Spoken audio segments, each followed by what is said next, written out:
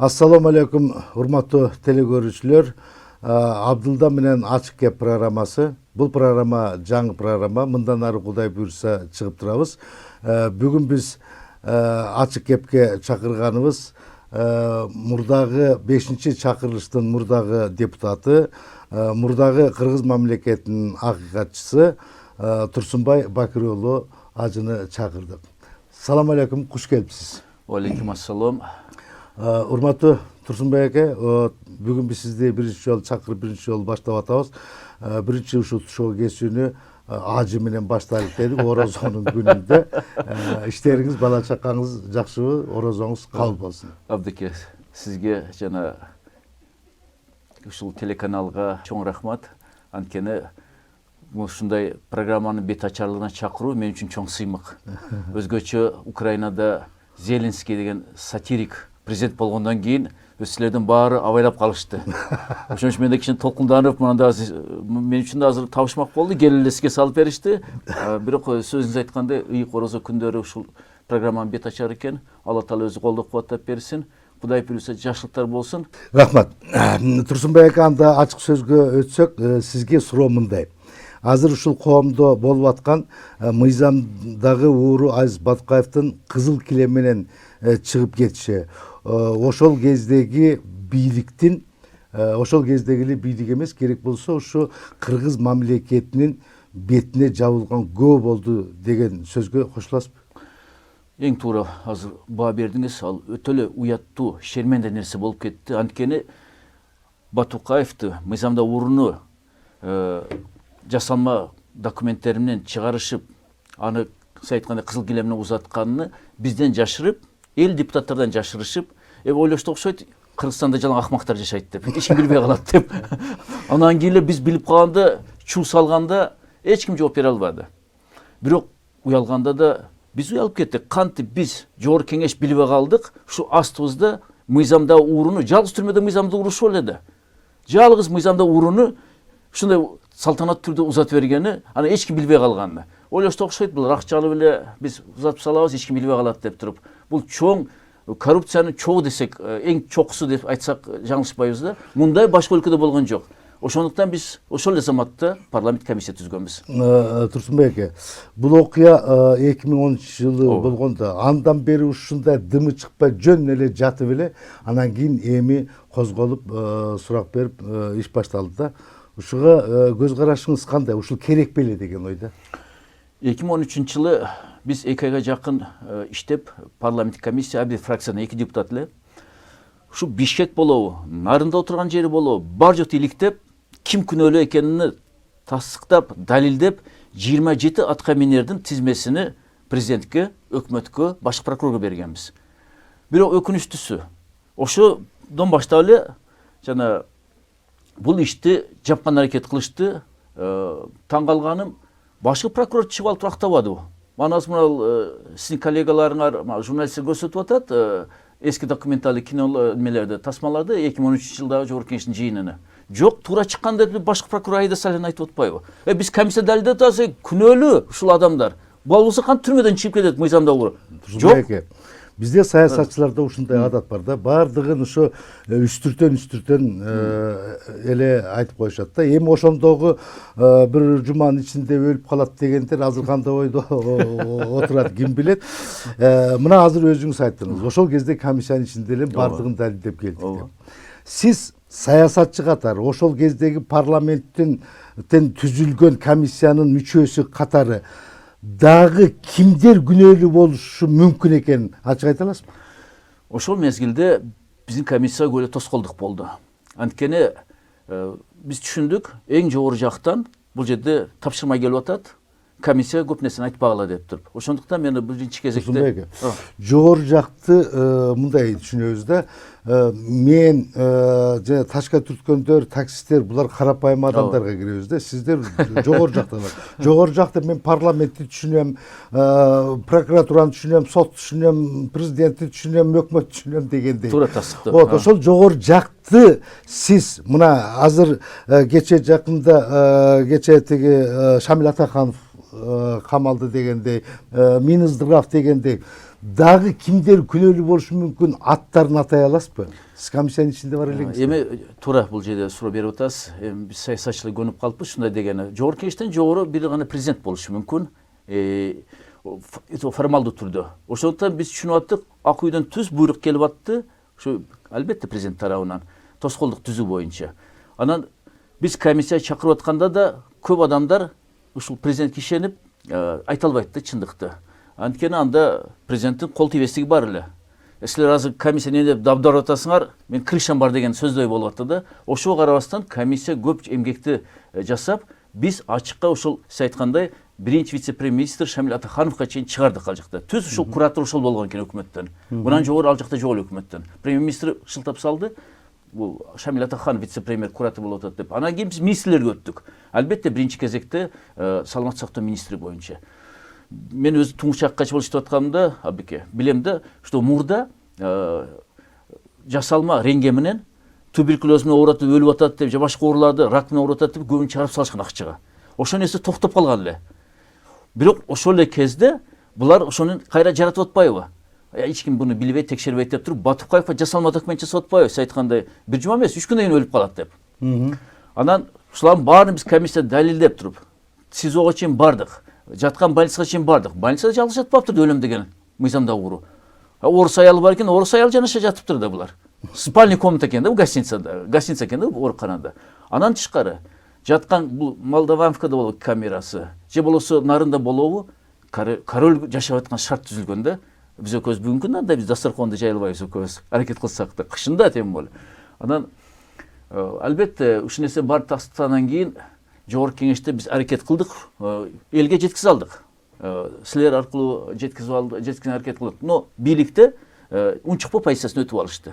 Анткени жогорку кеңештин бирлик күчү кимге жетет экен? Биз жогорку кеңеште Аккачыны шайлайбыз, жумуштан алабыз экен, Турсунбек Акунга күчүбүз жетти. Ушул күнөөлүү биз алдык жумуштан деп. Бирок ал Турсунбек Акун камалышы жана башка 26 аткаминер камалышы биз чече албайбыз жогорку кеңеш. Биз тергөө органдары эмеспиз. Ошондуктан өкмөткө тапшырганбыз и башкы прокуратурага. Экөө түшүктө айткандай жимжит. Реакция жок. Ошол мезгилдеги башкы прокуратуранын күнөөсү барбы жокпу? Бар да. Ошол комиссияда мына мисалы мен өзүм эле жасаган ишим айтып берейин. Нарында биз түрмөлөрдү текшерип, Батукаев отурган камераларды текшерип, больницаны текшерип атып, анан комиссия жинти чыгарып кетебиз дегенде бир 20 чакты эл топтолуп калыптыр. Сиздер менен жолугабыз деп. Бул айтылган жок эле, айтып атам эми.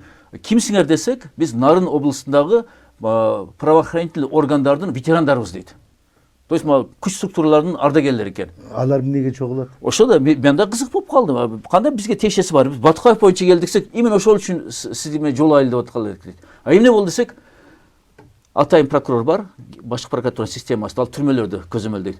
Ошо башкы прокурор деп өз нарындык бала келип чыкпа койду, сот бүткүчөйүн дейт ушул жерден дейт. Анан биз сурасак дейт, бизге айтты да, ишиңер болбосун, мен Айда Саляновна жөнөткөн деп айтты дейт. Анан ошон үчүн силерге кайрылып атасыз комиссияга дейт. Эмне үчүн сот мезгилинде башкы прокуратура атайын прокурор жөнөтүп көзөмөлгө алып атты? Бул бир дейт. Экинчиден болсо дейт, ким гана келип кеткен жок Батукаевга дейт. Фамилияларды айтып берди. Бүт аткаминерлер деп буякта келип. Ошол фамилиялар эсиңиздеби?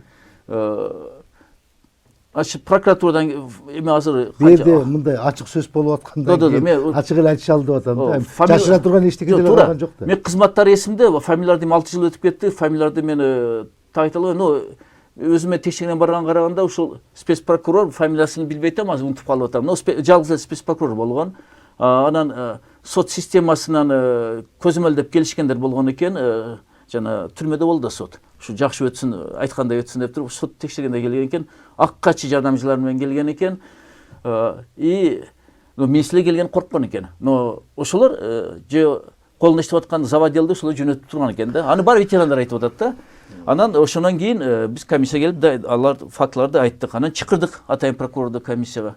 Чакырсак эң күлкүлүү нерсени айтып атпайбы? Бул даже кийин тынар өкмөтү муну чыгарсаңар болот да.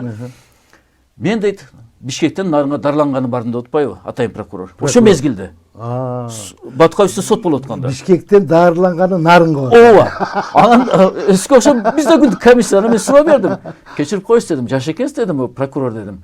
Бирок көбүнчө Нарындан, керек болсо Оштон, Жалаттан, Баткенден, Таластан келип Бишкекте дарланып атпайбы, күчтүү врачтар деп туруп, аппаратура күчтүү. Сиз кантип Бишкекте дарланбай, Нарынга кетип Жоқ дейді, мен дайым нарына дарланам деп. Именно сот болған уақытта келіп дарланған шылтау менен сотты көзөмөлгө алып, анан кийин Батукаев ушеден чечим чыгарып атпайбы? Бошотуш керек деп, өлүп калат деп. Турсунбай ажым. Берде бир топ бийлик тармагындагы кызматчылардын адресине бир топ немелер айтылып атат. Эми дагы чыгар балким. Мен айтайын дегеним, сурайын дегеним дагы бир маселе да. Мына айтып атышат, ошол кезде Батукаевка келген самолет 2 күн аэропортто турган деп атышат да. Мен билишимче азыр кандай билбейм, но ошол кезде Грозный, Бишкек, Бишкек, Грозный деген каттам жок эле да. Жок. Туурабы? Туура. Демек ошол кездеги аэропорттун башчысы дагы жоопкер болобу? Себеби дегенде самолет жөндөн келип турбайт да, конбойт, аны кабыл алыш керек, башка кылыш керек дегендей. Кечинде деле короңго бир бөлөк козу келсе, нысаптуусу айтат да кошуна колоңуна, эй чоочун козу жүрөт, міне деп дегенде. Эси барбы жокпу деп. Самолет келип отурса, аны мындай жанагы илгери эмес, кече эле жакында биз бир интермедиа ойнодук эле, кече келгем эртең кетем дегенге жеткизиш керек эле да. Демек ошол аэропорттун начальнигинин дагы башкаруусунун дагы бийликке күч структураларына берген информациясы бардыр да. Мына сиздин берген сурооңуздун да бир пайдасы, албетте бизде тергөө органдардын же керектүү бийликтин өкүлдөрү карайт бул программаны. Ошондо азыр сиз мында бир подсказка берип атасыз да. Анткени бул начальник аэропорт, бул аткаруучу. Туура. Өзү чече албайт ал. Бул жер коопсуздук комитет көзөмөлдөйт аэропортто ким келип кеткенине. Анткени дагы бир секрет айтып коеюн сизге. 2010-2017-15 парламент шайлоодо акча бергендерде, мен саясатчылар сүйлөшкөндө саясатчылар айтып атпайбы? Акча келгенде самолет конот аэропорт Манаска. Чыкпайт эч ким. Анткени чек арадан өтүш керек, кырсаң кириш керек. Наоборот, бизикилер тосулган адамдар самолетке кирип алып туруп, акчаны алып кайра чыгып кетет экен. Мына. Бул да жаңылык кыргызстандыктар үчүн. То есть процедура жок да башка адамдар үчүн. Самолет конгондон кийин сени обязательно чыгарып, чек арадан өткөзүп, паспортко печать басып Кыргызстанга кир деп, кайра сени узатып, андай кереги жок экен. Самолеттен чыкпайт экен, самолет ичинде ишин бүтүрүп коюшат экен. Ошондуктан жана сиз айткан нерсе 2 күн отурган нерсе. Биз буга да көңүл бурдук комиссияда. Эң кызыгы, бул самолет Туркиянын самолету экен. Чеченстандык эмес. Жок, Туркиянын самолету. И турк бизнесмендики экен. Жеке менчиктеги самолет, учак. Анан бул жерде биз ошо тыянакка келдик, бирок буну биз баяндама киргизе албадык. Анткени парламент комиссия 10 депутаттан турган, а бир 5 фракциядан 2ден. Ал жакта бийликтин да өкүлдөрү болуп атты да комиссиянын ичинде. 2 депутаттан, мисалы СПКнын депутаттары. Ошондо алар ушундай нерселерди киргизбей койду. Ошондо биз өзүбүз комиссияда айтканбыз, буну чакырганбыз, сүйлөшкөнбүз. Аэропорт начальниги баарын чакырганбыз ошондо. Ошондо биз өзүчө таянак жасадык да, буну да азыр эфирде айтып атабыз биринчи жолу. Бул маселе президенттердин кийлигишсиз чечилбейт эле. Анткени Туркиядан келген самолет Эрдогандан уруксат алат да. Мен ушу Туркиянын атынан кетип атам. Келген самолет Шамил Атакановдун баласынын самолету болгон дегендин канчалык деңгээлде чындыгы бар? Биз изилдегенибиз боюнча бул түрк бизнесмендин самолету экен. Анан бул жерде мен айтып аткандай, сөзсүз Туркиянын бийлигинин уруксаты керек эле. Экинчиден болсо, мыйзамда урун чыгарып атканда анын улуту чечен, аны унутушубуз керек эмес. Чечендер намыскөйлөр. Мен ойлоп атам, бул жерде биздин президент менен Туркиянын президенти сүйлөшкөн жана сизде кайсы президент? Иә. Кайсы президент? Ошол мезгилде президент Атамбаев да. Ушинтип фамилиясын айтсаңыз дегеним да. 2013 жыл болгондо президент. 2013 Атамбаев президент болгон. Ошондо мен ойлоп атам, 3 президент бул маселени талкуулашкан, чечишкен. Рамзан Кадыров, Алмазбек Атамбаев и Режеп Тайип Эрдоган. Ансыз бул маселе чечилбейт эле. Бул да эмне үчүн бул таянак келип атабыз? Анткени самолет Туркиядан келип атат. Ишти кылып аткан Туркиянын жараны, самолетто Батукаевди Россиянын чек арасына алып өтүп атат.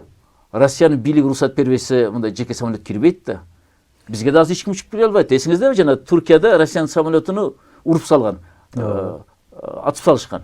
Мындай болсо да бул самолетти атып салыш керек чек арада орустар. Жок, бул спокойно Россиянын чек арасынан, аба чек арасынан өтүп кетип, конуп атат Грозныйга. Шамил Атакановдун баласынын аты кайдан пайда болуп калып атат бул учурда? Эми бул жерде биз комиссияны анализдегенде бул ошо жакыраак деп туруп ошол жана Чеченстандын бийлигине жакыраак деп туруп ошолор иш кылат деп туруп ошондой фамилиясы чыгып кеткен бул жерде. Так жана самолет аныкы деген сөздөр мен мисалы билбейт экенмин, бул комиссияда бул сөз айтылган жок. Кече жакында ушул боюнча Зарылбек Ырсалиев интервью берип аткан экен.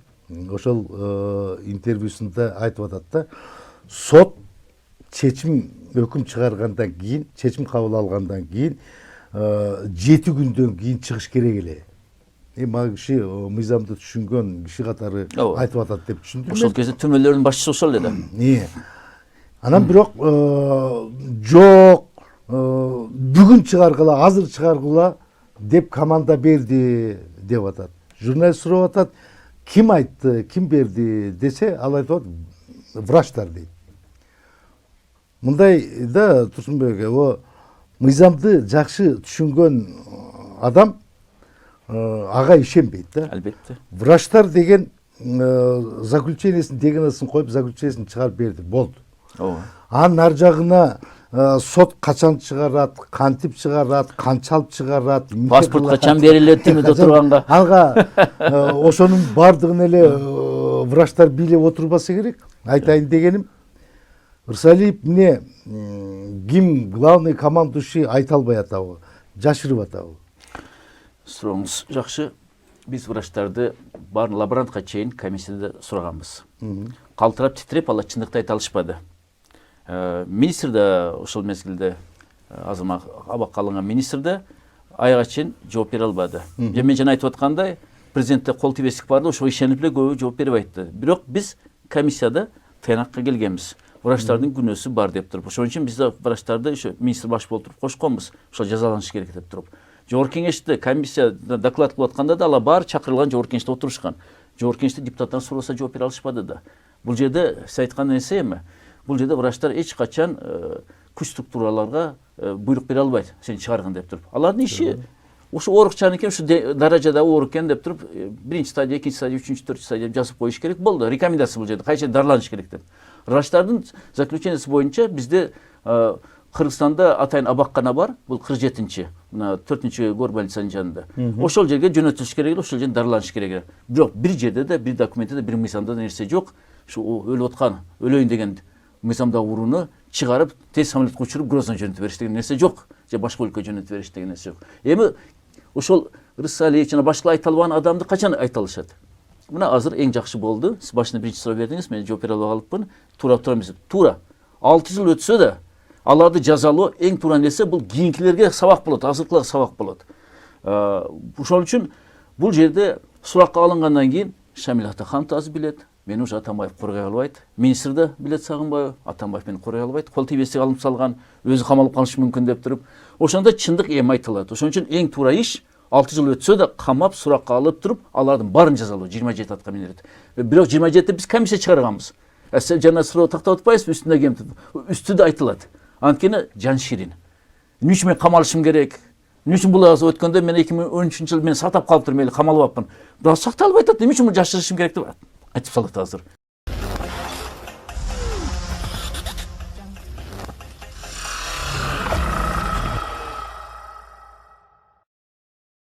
Болуп атканда парламентте каралып калбадыбы? Ошондо ошо бийлик тармагынан бирөөсү айтып атпайбы? Биз аман эсен неме кылбасак уят болот элек депчи. Ошого таң калышту да. Ачык айтпайсыз да, мен ачык айтып атасыз. Ачык айтпайсыз, ким айтты аны? Ырсалиев айтты. Не то Ырсалиевка чейин Турсунбеков айткан аккачы. Дүйнө боюнча шерменде болот элек деп калса. Мен ойлойм да, биз президентти кубалагандан уялбасак. Ооба. Ак үйдө өрттөгөндөн уялбасак, генералды ургандан уялбасак, башка кылбасак, ага чейин деле депутаттар атылып өлүнгөн, мамлекеттик жогорку кызматта жүргөндөр өлгөн дегендей. Ошолордон уят болбой эле анан кийин кимдин бетин карай албай калмакпыз да, эгер Батукаев өлүп калганда. Кылмышкер өлүп калса, кимдин бетин карай албай кимге уят болмокпуз? Вот ошол суроо туура, мыйзам ченемдүү суроо. Биз комиссияда ушул айтканбыз. Эмне жашырасыңар, кыргыздар намысыңар барбы жокпу деп. Бул мыйзамда уруу канча кыргыз жигиттерин кулактарын, мурдуларын кескен, канчасын өлтүргөн деп туруп. Намыс барбы, жокпу? Эми ошону жашырып атасың, кетип калса да деп. Ушуну коркосуңар, же көбүрөөк алып койдуңарбы деп туруп айтканбыз. Эми алганын биз билип турабыз. Бир эч кимиси айтпай атат да ушунча алдык деп туруп. Бул маселе боюнча мен сунуштайт элем ушу силердин каналыңарга Нариман Тулеевди чакырып койсоңор. Ал эчтекеден коркпойт, анткени отуруп чыкты ал. Бирок отуруп чыкканда да мен эми Туңгучакка чыккандарында азыр да түрмөлөргө отургандар кабар алам. Барып калдым 47-ши колонияга. Барсам, мен жолуккан адамдан кийин ал да туруп калды жаныбызда. Анан Туке дейт, бүтке сөздөрүн айткандан кийин айтты, сиз билесизби дейт, Батукаев бошош үчүн канча акча кетирилген деп. Эми мен комиссия иштедим дедим. $1 миллион сарпталган десем, жок дейт. Биз түрмөдө отургандар билебиз дейт. Анткени ошол Батукаев адамдары азыр да отурат дейт. Канча берилген, кимге берилген баарын билебиз дейт. Кече жакын интервьюсу чыкпады Нариман Тулеевдин. $3 миллион дейт. И еще да анын дейт. Чечендерди билесиз дейт. Биринчи орунда дейт жана жасалма доллар жасаш боюнча. Кыргыз лох чиновниктерди жасалма доллар менен дейт каржылаган дейт. Ошонун баарыны мен ишенем чын, анткени бүгүнкү күндө мен сизге бир нерсени айтып коеюн. Бул доклад комиссия берсек да кирбей койду бул ошол мезгилде. Мен Нарынга барып түрмөнү текшерип атканда Батукаев чыгып кетсе да, ошонун эле камерасына анын оң колуна Абдуллинди киргизип коюптур. Ал пожизненно кеткен, азыр да отурат ал түрмөдө. Ошол айтып атпайбы? Эми менин кожоюнум кетип калды, секрет боюнча мына сизге номерди берейин. Ушул номер боюнча дайыма телефон чалып ачсаңыз Батукаевга деп чоңдор дейт. Биздин Ак үйдөн баштап Аккачыга чейин баары чалып, Азиз акыбалың кандай, не керек деп туруп чалып кабар алып аткан экен. О келип кеткени башка. Телефонда түз байланышты. Ал да түз любой время күнү-түнү чалып турган экен. Ошо телефонду мен комиссияга бердим. Распечатка кылып көрүштү комиссиядан, бирок буну баяндама киргизе алышпады. Анткени Ак үйдөн көп эле звоноктор болгон экен. Ошондо ошону бергенден кийин азыр ошол мен да мүмкүн Кыргызстан деп туруп иш жакшы ой менен жасадым. Но бул жерде түрмөдө турган ошол Абдуллин жактырбады да. Мен сизге маалымат ишенип берсем, сиз жарыя кылып салыпсыз деп. А мен ага айттым анан кийин, кечирип койсуң, Кыргызстандын намысы турат бул жакта. Шу мейли Азиз Батукаев чыгып кетип, могул ич болсо жазалансын. Ошон үчүн маалыматты мен жарыялап салдым. Ушу түз телефон менен сүйлөшүп аткан экен деп туруп. Ушундай нерселер көп болгон. Анан жана сурооңузга кайтып келгенде, мен ушуну туура бийлик азыр туура камап атат деп туруп, Инстаграм, Фейсбук бар жокко жарыяласам, мага Инстаграмдан коркпой Батукаевдин жээни жазып атпайбы? Эмне эле Азиз Тайкеми көтөрөсүңөр маселесин деп. Оңгөр Бакиев кармап келбейсиңерби деп туруп. Азырга чейин алар борзый да. Анан мен сайтына кирип көрсөм, чын эле жээн экен, Батукаев экен фамилиясы. Сүрөттөр менен түшүп, өзүнүн тайкеси менен, куралдары менен түшүп, Батукаевдин көп эле аякта сүрөттөрү жүрөт. Анан өзүнө жаздым. Бакиев боюнча башка сөз, мен ал комиссияда жок элем, бирок агаң Тайкең боюнча мен комиссияда бар элем дедим. Ошон үчүн мен маселени көтөрүп атам дедим.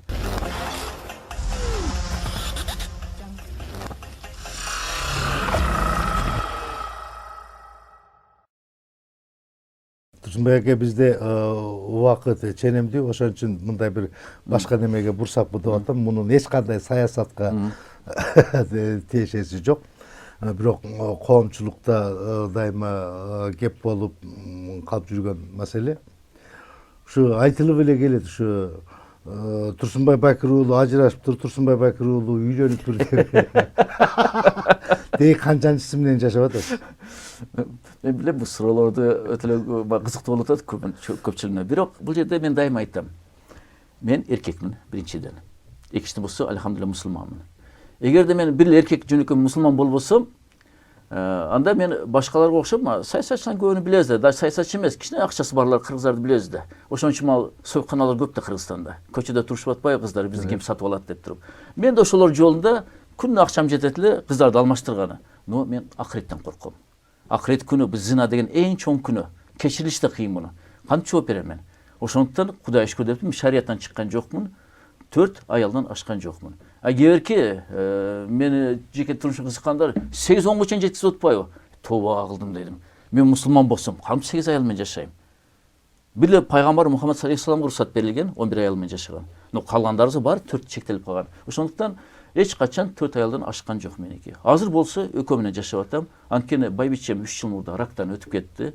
Экинчиси болсо дагы бирөө менен болсо эми энеси жашатпай койду. Ошо менен азыр 2 аял менен жашап атам. Бирок Кудайга шүкүр никелүү аялдарым. Кудай буюрса эмдиги жылы 20-жылы парламенттик шайлоо болот да. Сиз ошого катышасызбы? Сөз. Анткени мына 2015-тен бери жумушсуз жүрөм. Сурап атканым, Кудай буйруп ошол парламентке дагы мандат алып келип калсаңыз, ушу кошникелүү боюнча дагы маселе көтөрөсүзбү дегенде. Жөн, мен буну башынан көтөргөн жокмун. Айтып атпаймынбы, фамилия айтып бериң көтөргөн. Бул Куранда бар, эмне үчүн көтөрүшүм керек? Мен жашап атам, Кудайга шүкүр. Бийлик мага бирдеке дей албайт, анткени Куранда азыркы мамлекеттин мыйзамдарына туура келе турган нерсе бар. Азыр кылмыш жаза кодекси менен эмне үчүн камалат эки же экөө аял бар болсо, бир үйдө жашаса, чогуу чарба алып барса деп жазылып турат, эстер мезгилинен баштап. Кайсы мусулман 4 аял менен бир үйдө жашайт? Мен ошон үчүн декларация толтуруш керек деп атам. Декларация так биз толтуруп атабыз. Но бuyakta декларацияда биринчи аялдын, экинчи аялдын макулдуулугу болуп, анан неме болуп дегендей, эгерде ага болбой, жана мага ошонун колунан эчтеке келбегендер да үйлөнүп алса, жокко тартыла турган болот. Эгерде көзүнө май баскан кыргыздар, өзбектер жана башкалар алып алса 2-3-4 аялды шарият менен жашап алса, ал ислами шарий үй бүлө эмес.